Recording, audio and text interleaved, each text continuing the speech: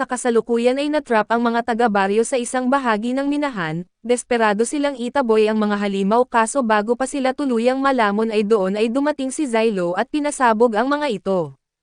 Pagkatapos ay sumugod si Tatsuya at walang awang pinuksa ang mga halimaw, at napaka-epektibo niya sa ginagawa niya at sinubukan ng isa sa mga uod na itali siya gamit ang sapot, ngunit sobrang talas ng kanyang instinct para malinlang.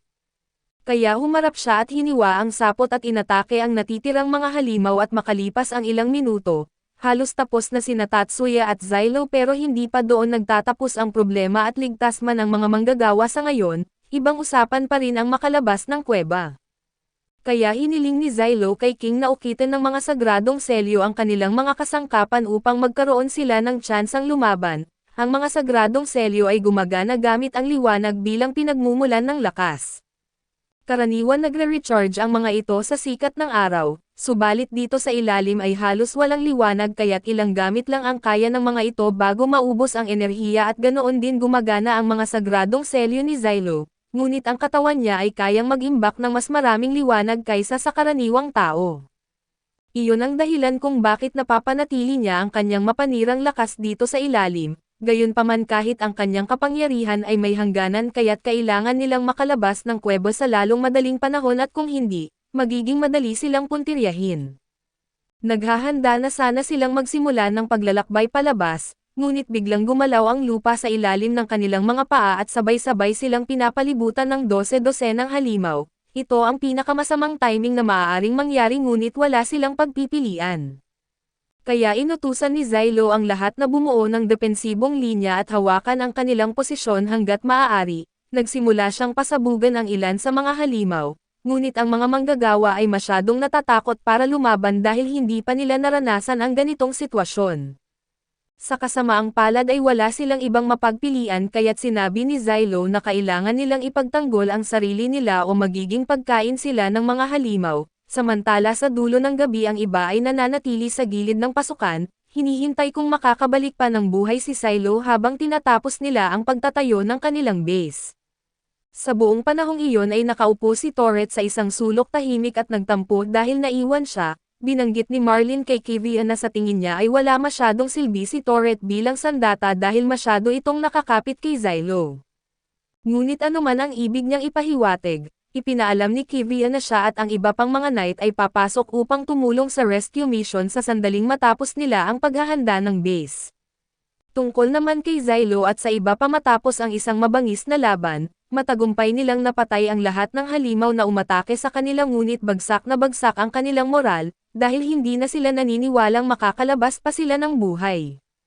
Sinubukan ni Zylo na palakasin ang loob nila at hikayatin silang lumaban pa, ngunit sobrang pagod at nawalan na sila ng pag-asa at nagsimulang sumigaw si Zylo at binanggit na hindi sila mabubuhay kung susuko sila, pero hindi ito tumatagos sa kanila.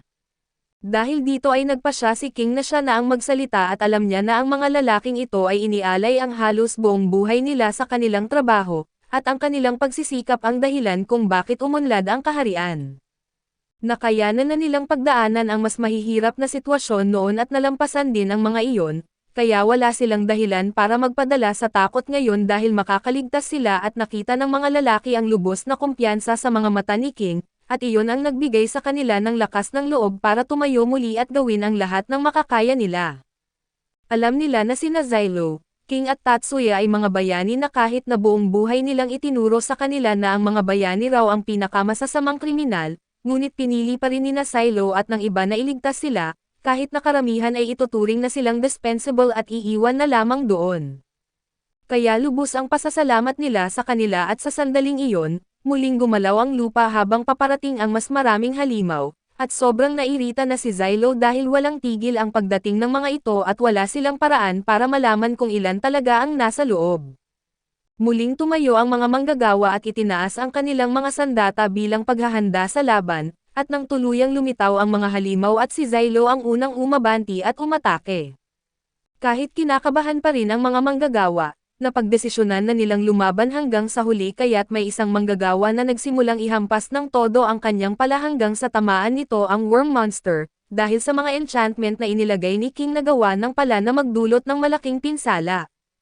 Nang makita ito ay napagtanto ng iba pang mga taga-baryo na may tsansa pala silang manalo, kaya sabay-sabay silang sumugod at pinaghahampas ang worm hanggang sa mamatay ito at sa una ay maayos ang takbo ng laban, ngunit may hangganan ang kayang gawin ng purong lakas na walang kasanayan. Hindi nagtagal ay napasobra sila at na-overwhelm ang mga manggagawa at nasugatan ang paa ng foreman at dahil hindi na siya makatakbo, muntik na siyang mapatay ng isang worm ngunit sa huling sandali, biglang nabura ang halimaw ng tamaan ito ng mga lumilipad na espada.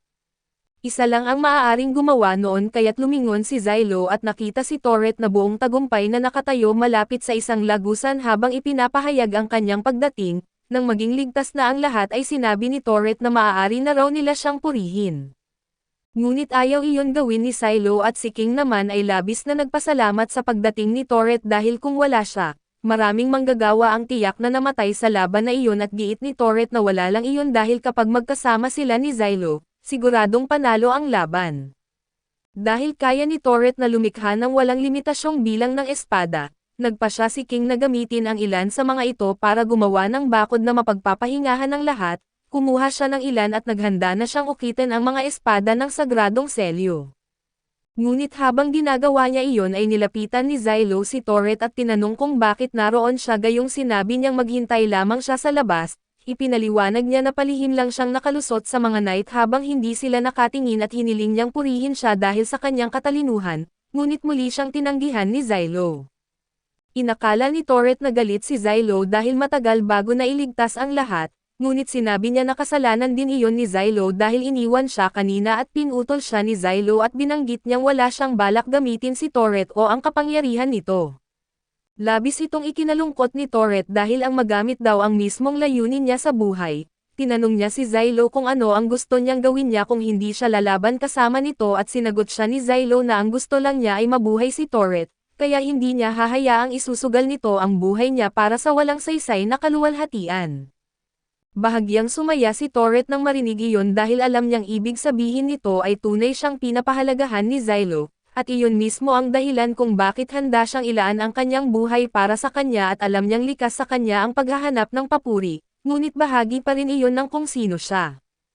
Kaya nais niyang mamuhay ng isang kapakipakinabang at marangal na buhay, at wala raw magagawa si Zylo para pigilan iyon at napagtanto niya na baka naging makasarili siya sa paghiling kay Toret na isinasantabi ang sariling hangarin nito, ngunit bago pa siya makapagsalita at muling gumagalaw ang lupa at mas malakas ito kaysa sa mga nauna.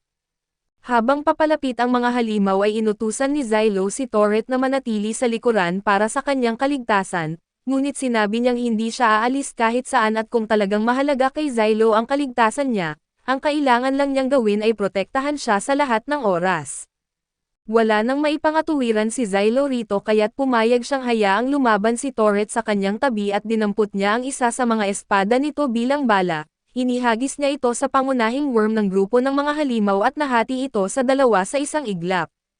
Ngunit habang maghagis pa sana siya ng isa ay bigla silang nakarinig ng isang nakakabinging tunog na nagpaluhod sa kanilang lahat. Samantala si Tatsuya naman ay tila walang epekto ang tunog dahil iba talaga ang tibay niya kumpara sa iba, habang ang lahat ay namimilipit sa sakit.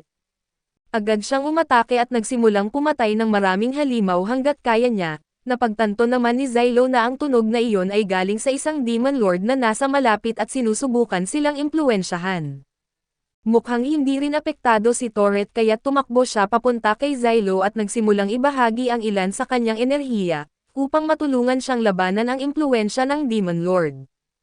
Ilang sandali pa ay nagpakita ang Demon Lord at umusbong mula sa lupa bilang isang napakalaking buhay na punong lotus na may anyong tao. Muling nagpapakawala ang Demon Lord ng alon ng sonic interference at nagsimulang nakarinig ang mga manggagawa ng boses na nag-uutos sa kanilang lumapit dito.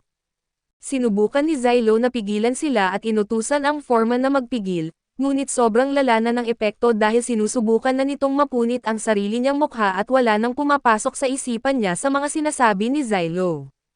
Si King ay pilit na pinipigilan ang pagkabaliw sa pamamagitan ng matinding determinasyon at galit sa Demon Lord, ngunit wala rin siyang magawa sa ngayon kaya't ang iba na lang ang kikilos, giit ni Zylo na masyadong delikado kung lalabas sila sa bakod.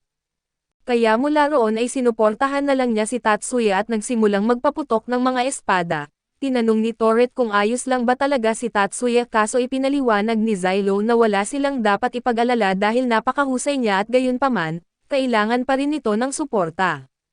Kaya inutusan ni Zylo si Torret na gumawa ng maraming espada, tuwang-tuwa siya dahil sa wakas ay makakatulong na siya sa laban kasama si Zylo na kahit bilang suporta lamang, gumawa siya ng mas maraming espada at sinimulang ihagis ni Zylo ang mga ito upang tulungan si Tatsuya. Patuloy na lumalapit si Tatsuya sa Demon Lord habang iniiwasan ang mga atake nito, hanggang sa tuluyan niya itong hiniwas sa dalawang ngunit sa kasamaang palad, hindi pala iyon ang tunay na katawan ng Demon Lord at biglang nahuli si Tatsuya. Nagmasid sina Zylo at Torret sa paligid at kalaunan ay nakita nila ang tunay na katawan na nakasabit sa isa sa mga pader. Naghanda si Zylo na tapusin ito sa isang huling atake ngunit bago pa niya maihagis ang espada, napansin niyang ubos na ang kanyang luminescence kaya hindi na siya makagamit ng mahika.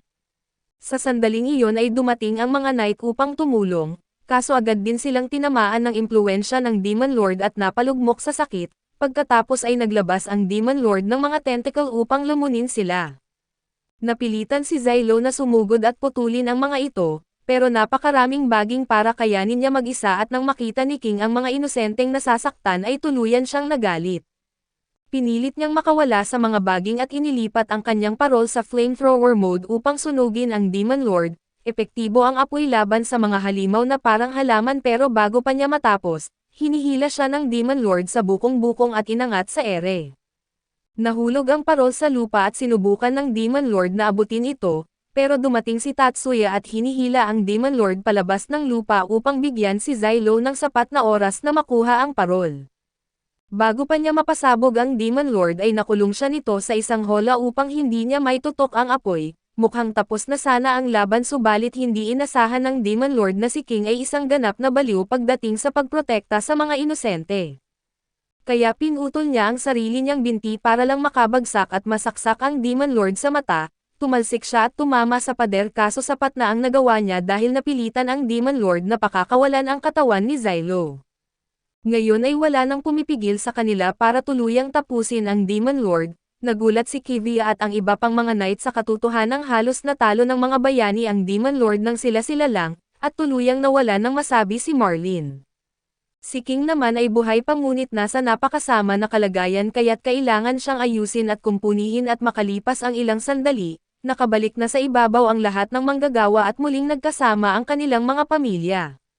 Nalaman din ng iba na si Van Itim ay nakaupo lang doon at walang ginawa sa buong oras. Ipinadala si King sa repair shop upang lagyan ng bagong binti at umaasa si Zylo na maayos ang magiging paggamot sa kanya, dahil kung wala siya ay maraming buhay ang mawawala sa araw na iyon. Masaya ang lahat na muling nagkita ang mga pamilya at alam nilang utang nila ito sa mga bayani, gayunpaman ay nag-alangan pa rin silang lumapit at magpasalamat dahil sa masamang reputasyon ng mga bayani. Lahat iyon ay bukod sa foreman at sa kanyang pamilya at nagpasalamat siya kay Zylo dahil sa kanya ay muli niyang nakita ang kanyang pamilya. Idinagdag pa niya na may ibibigay raw ang kanyang anak kay Zylo at lumapit ang munting babae kay Zylo nang may kaba at iniabot ang isang bulaklak bilang pasasalamat sa pagligtas sa kanyang ama. Naantig si Zylo sa simpleng kabutihang iyon, dahil bihira siyang napapasalamatan sa trabahong ginagawa niya at samantala, nandoon si Marlin at halatang nagagalit kay Zylo at sinubukan niyang hikayatin si Kivia na isumbong si Zylo dahil sa paglabag sa mga patakaran at pakikipaglaban sa Demon Lord nang walang pahintulot. Ngunit mabilis siyang pinatigil ni Kivia dahil sina Zylo at ang kanyang grupo ang nagligtas ng maraming buhay. Ang tanging ginawa ni Marlin ay subukang kumbansihin siyang iwan ang mga taong iyon, karapat-dapat si Zylo na makatanggap kahit kaunting pagkilala sa kanyang nagawa.